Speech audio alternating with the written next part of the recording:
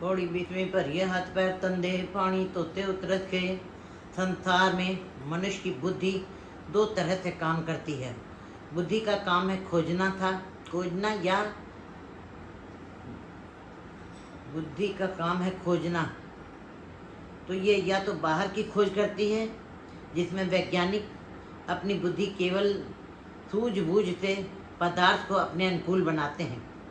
उनको इस काम में भी अपने जीवन के कई वर्ष खपत करने पड़ते हैं। फिर वो अपनी खोज द्वारा संसार के सारे लोगों को लाभान्वित करते हैं।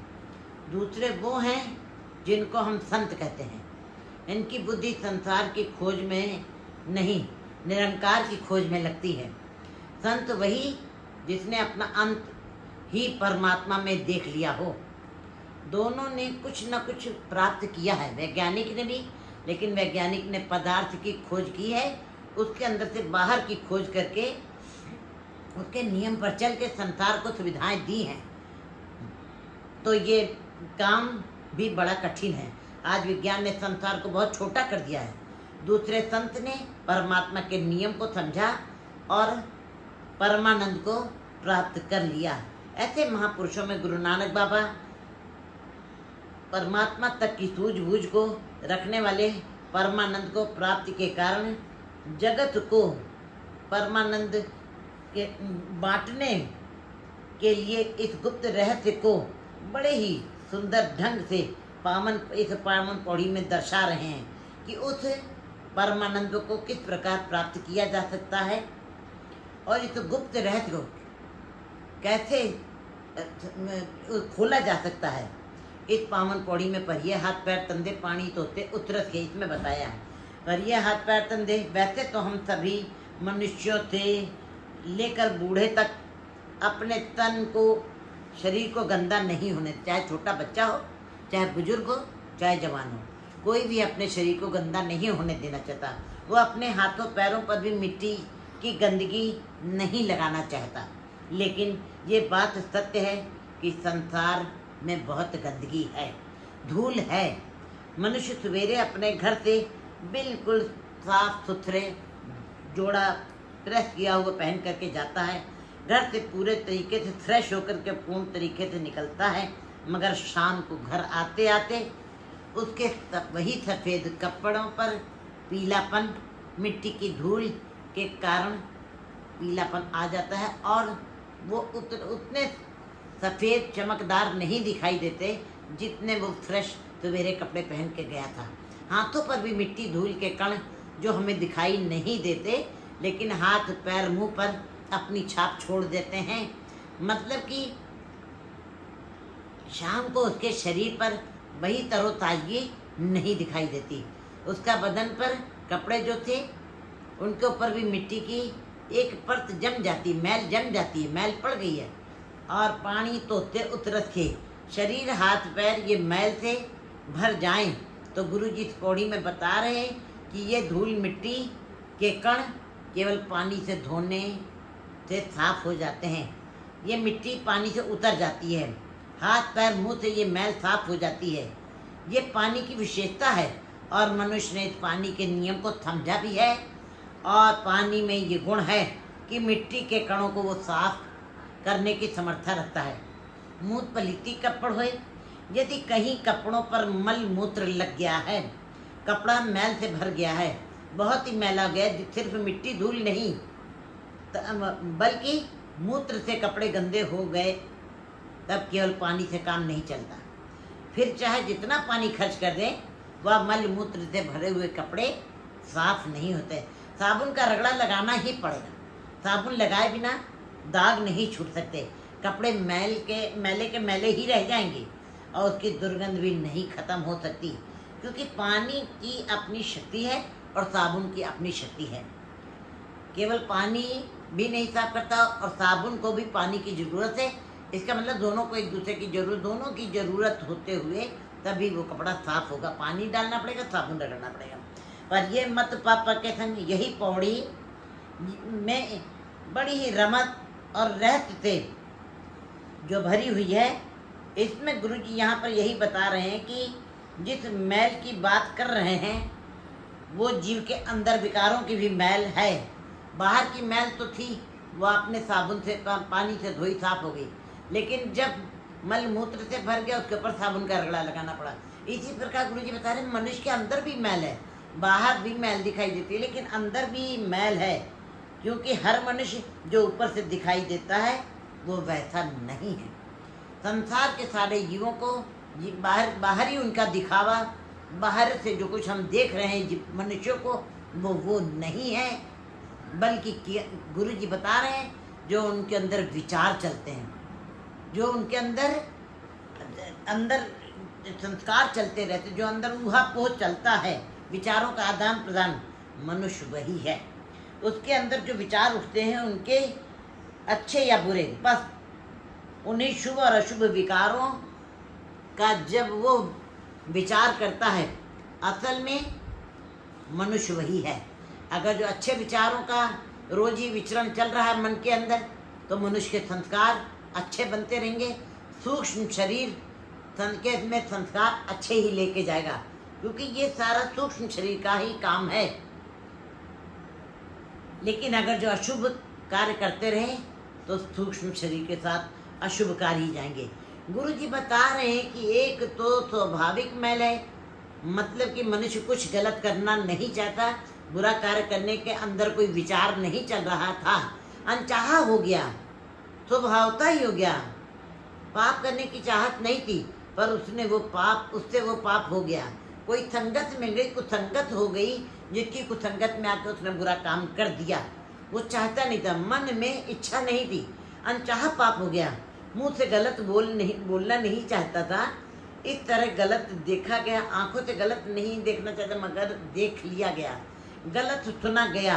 ये ऐसा पाप है जैसे कि तन पर धूल मिट्टी जम जाती है तो पानी से साफ हो जाती है।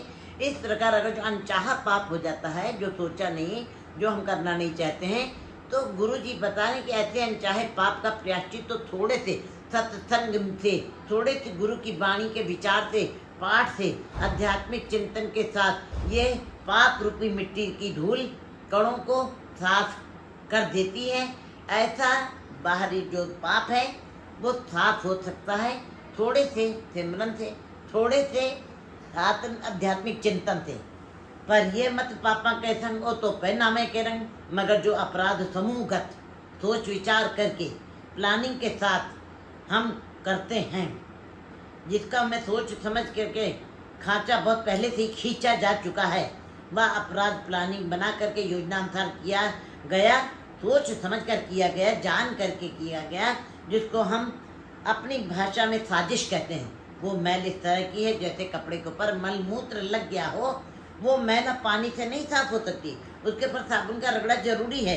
इसी प्रकार बिल्कुल हूबहू ये सिर्फ मिट्टी की मैल नहीं है, ये मल मूत्र रूपी चिपकने वाला बुरा कर्म है, और ऐसा कर्म को अपराध कहते हैं। गुरु तेग बहादुर जी तो कहते हैं कि तू अनचाहा स्वभावता पाप भी ना कर। यहाँ तक कि हे बंदे, जो तुम्हारे अचानक पाप हो जाते हैं, स्वभावता हो जाते हैं, बिना सोचे समझे हो जाते हैं, तो उसके लिए भी तू उसके लिए अपने मन में डर रख। नर अचेत पाप से डरे, गुरु तेग बहादुर जी भी कहते हैं नर अचेत पाप से डरे, क्योंकि ऐसे किए गए बुरे कर्म भी तुम्हारे मार्ग में रुकावट डालेंगे, मुसीबत खड़ी कर देंगे, दुख खड़ा कर देंगे, बेचैनी होगी अंदर ही। गुरु नानक जी बता रहे हैं कि जिस पाप को तू सोच समझ के चिंतन करके करेगा वह तो बहुत बड़ा अनर्थ है।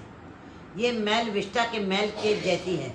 अब ये मैल तू थोड़ी सी सेवा सिमरन से नहीं उतार सकता, इसके लिए तुम्हें बहुत बड़े जप तप रूपी साबुन को लगाना पड़ेगा, शब्द रूपी साबुन का रगड़ा लगाना ही पड़ेगा। महान जप तप घालना अपने जीवन का बहुत बड़ा हिस्सा तुमको लगाना पड़ेगा। भाव पानी के साथ साबुन का भी जोर लगाना पड़ेगा, क्योंकि जबकि सोच समझकर पाप किया जाता है जब भी, तो वो पाप मनसा वाचक कर्मणा तीनों पर प्रभाव डालता है। गलत सोच रहे हैं, गलत विचार भी हो रहा है, गलत मुंह से निकल भी रहा है, और अगर गलत कर भी रहे हैं तो ऐसे मैले विचारों से मति के ऊपर मैल चढ़ जाती है। ये जो बुरे विचार हमारी रचना पर भी आ गए, मन में भी चल रहे हैं, और कर्म में भी उसका चल रहा है, वो लगातार कर्म में भी हमारे चल रहा है, अनर्थ कर रहा है, तो ये हमारी बुद्धि को भी गलत सोचने पर मजबूर कर देगा। बुद्धि गलत सोचेगी तो वो जो तन के कारण गलत हुआ है वो मन के ऊपर भी प्रभाव डालेगा और हमारे कर्म के ऊपर भी प्रभाव डालेगा।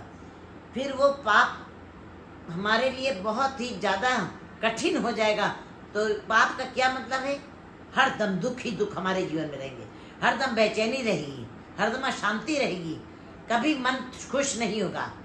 तो गुरु जी बता रहे परिय मतवा पके संग पापों से मति भरने का भाव क्या है?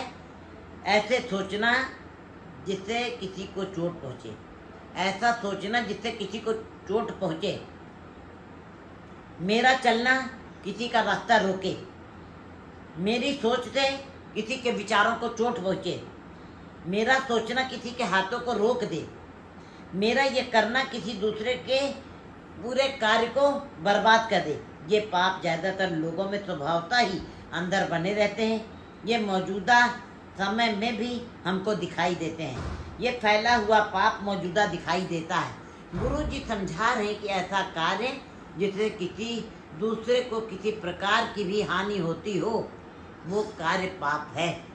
पर ये मत पापा के संग तब ऐसी मति जो पापों के साथ भर गई है, उसके ऊपर विष्ठा वाली मैल समझ लो चिपक गई है। वो साधारण पाठ पूजा सेवा से कभी भी साफ नहीं हो सकती। अब जीव को केवल ऊपर से ही वाहिगुरु नहीं कहना है, खाना पूर्ति नहीं करनी है। इतने पाठ कर लिए, इतने दिन सेवा की, सिर्फ कहने मात्र से नहीं, बल्कि ऐसा नाम जप तप करना है कि तुम्हारे ऊपर नाम का रंग चढ़ जाए। ओ तो पे नामे के रंग, नाम अलग का है, रंग अलग का है। नाम जपना अलग चीज है, नाम सुनना अलग चीज है, लेकिन नाम का रंग चढ़ जाना। जाको हर रंग लागो इस युग में, सो कहियत है सूरा, आत्म जिणे सगल बता के जाका सत्य पूरा। जो वो रंग चढ़ जाता है, रंग चढ़ा हुआ दिखाई देता है, इसीलिए ये यहाँ पर नाम को अलग रखा गया है और रंग का भाव अलग रखा गया है।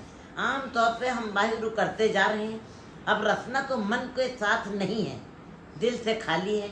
ऐसा नाम जब कि तुम्हारे मस्तक पर उसका रंग दिखाई दे, क्योंकि ज्ञान का अपना रंग है। ऊपर से राम राम रटना, ऊपर से राम राम कहना, ये कच्चा रंग है। इस रंग को उतरते देर नहीं लगती है। जो नाम को रंग खुद पर चढ़ा लेता है, धरती की पकड़ से ऊंचा उठ जाता है। जैसे अंगारा सूर्य में विलीन हो गया, श्रद्धा के लिए नाम का रंग चढ़ गया। पुण्य पापी अखंड है। साधारणता हम लोग जब इस पंक्ति को पढ़ते हैं तो सोचते हैं पाप पुण्य जीवों द्वारा ही किए जाते हैं। हम अपने मन में विचार करते हैं कि पाप और पुण्य ये दोनों जीवों के द्वारा किए जाते हैं, और इस बात को हम बड़े ही हल्के में आंकते हैं, और ना ही इन दोनों शब्दों पर हमारा चिंतन ज़्यादा जाता है, ना ही इसको हम गहराई से इसके ऊपर विचरण करते हैं, विश्लेषण करते हैं। जबकि ये जो कुछ भी मनुष्य करता है, चाहे वो पुण्य हो चाहे वो पाप है, लिखा जाता है। कर करना लिख ले जाओ। इस बात को हमारे धार्मिक ग्रंथों में बताया भी गया, उसकी चर्चा भी मिलती है। काल्पनिक तौर पर एक चित्रगुप्त है जिसके पास बहुत बड़ा ग्रंथ है। ये धार्मिक ग्रंथों में हमको पुरातन समय से जो ग्रंथ लिखे गए, सनातन धर्म में भी जो ग्रंथ लिखे गए, उसमें ये बातों का विवरण मिलता है कि एक चित्रगुप्त है जिसके पास बहुत बड़ा ग्रंथ है, उसमें वो जीवों के कर्मों का लेखा लिख रहा है। ऐसा हमारे धार्मिक ग्रंथ उस चित्रगुप्त की बात अपने ग्रंथों में करते हैं। ये लगभग पूरे भारत में धार्मिक दुनिया पर छाई हुई है ये बात। इसी तरह को उन्होंने कबूल भी किया है, स्वीकार भी कर लिया है। मगर गुरुमत के अनुसार गुरु जी ने वास्तविक ये चित्रगुप्त धर्मराज क्या है, ये चित्रगुप्त क्या है, वो चित्र जो गुप्त है वो बनता किस तरह है, कर करना लिख ले जाओ। गुरुमत के अनुसार गुरु नानक देव जी अपनी वाणी में जबकि से हमें ये बता रहे हैं, मनुष्य जो कुछ भी करता है वो मिटता नहीं है, उसके साथ अनंत जन्मों तक चलता है। इसी को चित्ररूपत कहते हैं, इसी को तो भाग्य कहते हैं। इसलिए हे मनुष्य, तो इस बात की वो अच्छी तरह समझ ले, जो कुछ तू कर रहा है मन में लिखा जा रहा है, उसके संस्कार बन रहे हैं, और फिर संस्कार से स्वभाव बनता है, और स्वभाव कभी मिटता नहीं है।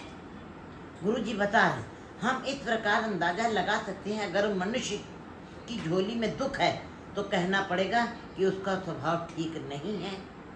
इसका मतलब है कि इसका कर्म भी ठीक नहीं है और संस्कार भी ठीक नहीं है, लेकिन इसका निर्णय मनुष्य स्वयं नहीं कर सकते। ये सभी कुछ कर्म, संस्कार, स्वभाव भी परमात्मा ने एक कर्मानुसार नियमावली बना रखी है। परमात्मा बनाई हुई एक मर्यादा है, इसलिए मनुष्य किसी मनुष्य के बारे में फैसला नहीं कर सकता कि वो पापी है या पुण्य है, वो पापी है या पुनीत है, वो शरीफ है या बदमाश है, शराफत या बेईमानी उसी के कर्मों के अनुसार लिखी जाती है। मैले अच्छे का विचार आप बरताए कि जे कर्म कमाए तिहा हुई थी।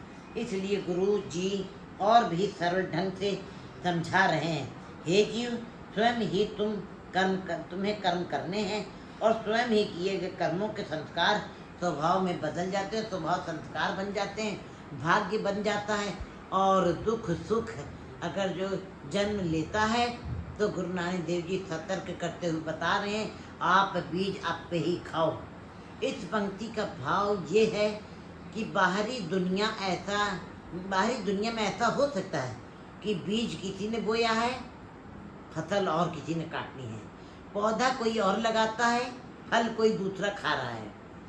पिता ने आम का पेड़ लगाया, हो सकता है हम संसार से चले जाएं, पोते खाएं, मगर जो विधाता की जो हकीकत है वो मनुष्य खुद ही बोता है और खुद ही फल खाता है।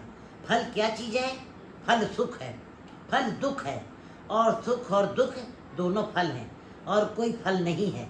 गुरु जी बता रहे कि हे जीव, अगर तुम्हारी झोली में दुखों के ही फल हैं तो इसके लिए भी किसी को दोषी मत ठहराना। दत्ते दोष न देऊ करता, दोष कर्मा अपने, जो मैं किया सो मैं पाया, दोष न दीजिए अवर जना।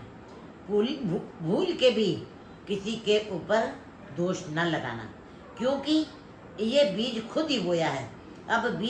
अब तूने खाना भी है। भाव दुखों के लिए किसी की जिम्मेदारी नहीं।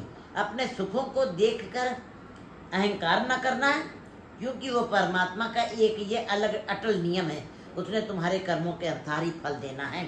इस संसार में आने और जाने का चक्र चलता रहता है।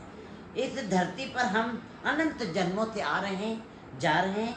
ये उस ईश्वर का ये नियम है कि जब तक जीव के साथ आशा, तृष्णा, कामनाएं का ये जोड़ बना रहेगा, इस धरती पर मन की पकड़ जब तक खत्म नहीं होगी, मन माने कामना, वासना, तृष्णा, आशा, ये मन की पकड़ है। मन में ही ये सब जागते हैं। जब तक खत्म नहीं होंगी हम धरती पर मौजूद रहेंगे। और इस आवागमन का मतलब है कि गर्भ यौन, और गर्भ यौन गुरु जी ने वाणी में बताया है, गुरु ग्रंथ में, गर्भ यौन विष्टा का वास। गर्भ यौन क्या है? मैले का वास है। जिस दिन हमारी कामना की पकड़ जकड़ खत्म होगी, सूरज किरण मिले, जल का जल हुआ राम, ज्योति ज्योत रली, संपूर्ण थिया राम, ये जीवन रूपी यात्रा सफल हो जाएगी। मतलब ये है कि जब तक नदी सागर नहीं पहुंची, बदकिस्मती है उसकी जो सागर तक नहीं पहुंच सकी, वो अभागी है, उसका जीवन पूर्ण नहीं हुआ। जो बीज फल तक नहीं पहुंचा वो व्यर्थ चला गया। जो मनुष्य परम जीवन तक नहीं पहुंचा है उसका दुर्भाग्य है, इसका जिम्मेवार वो खुद है। जो सुर सरता सागर माही, यद्यपि कोई कामना नहीं, क्यों सुत संपत बिना बुलाए, शील धर्म के पहुँचे जाए। नानक हुक्मी आवो जाओ। गुरु जी वाणी में फरमा रहे हैं कि उस हुक्मी का हुक्म है कि तू जितने समय ऐसे कर्म करेगा जो कि शरीर से संबंधित हैं, संसार में पदार्थों से जुड़े हुए हो, हे जीव, तो इस बात को भी समझ ले कि शरीर धरती का ही हिस्सा है। तो शरीर की आवश्यकताओं की पूर्ति के लिए ही कार्य करता है, क्योंकि शरीर धरती का विशेष अंग है जो खुराक से बना है, और खुराक धरती से ही निकलती है। माँ के अंदर खून खुराक से बनता है, पिता के अंदर बिंदु भी खुराक से बनता है, और खुराक मिट्टी है। इस तरह गुरु जी कहते हैं कि इसके ठोस रूप में, प्रत्यक्ष रूप में जो कुछ भी है मिट्टी है।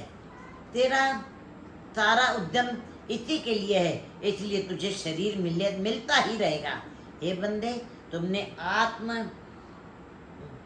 आत्मा से संबंधित कोई काम नहीं किया। आत्मा परमात्मा का अंश है।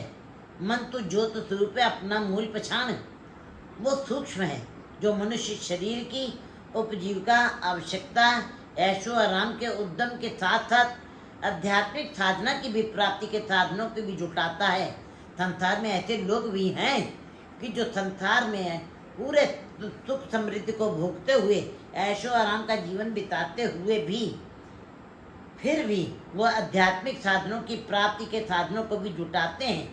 वो फिर शरीर की पकड़ और जकड़ से उठकर इस तरीके से परमानंद को प्राप्त कर लेते हैं। वो परम जीवन में लीन होकर पूर्णता को नसीब कर लेते हैं। वाहिगुरु जी का खालसा, वाहिगुरु जी की फतेह।